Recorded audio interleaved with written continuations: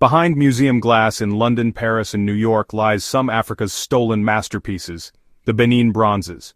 Masterpieces cast in fire, carved from ivory, forged in brilliance. But these treasures are not where they belong.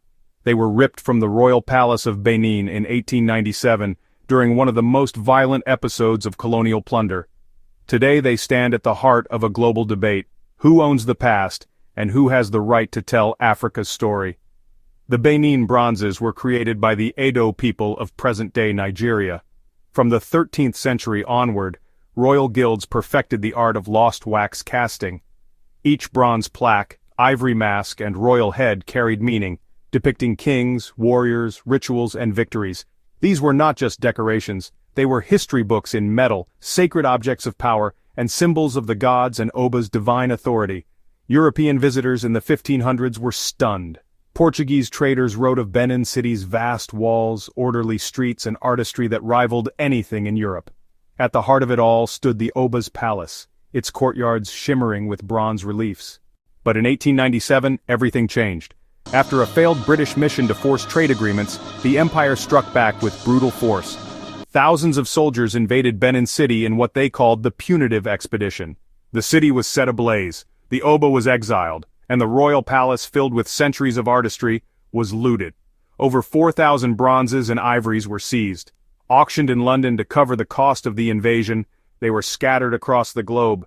The British Museum alone holds more than 900. The Berlin Ethnological Museum houses over 500. Others sit in Paris, New York, Boston, and private collections.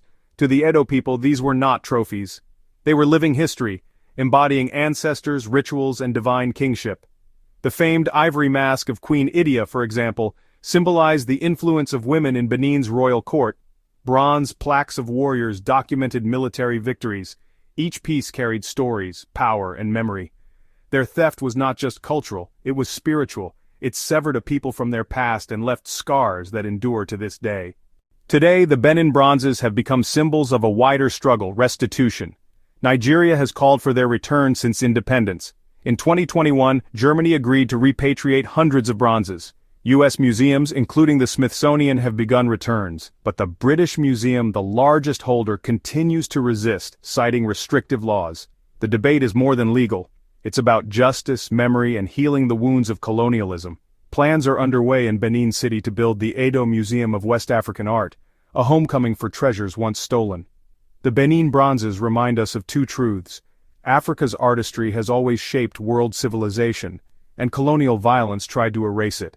But their story is not just about the past, it is about the future. A future where Africa reclaims its masterpieces and the world learns to honor, not plunder, the genius of its cultures. The Benin Bronzes are not just artifacts, they are Africa's voice, and that voice is rising once again.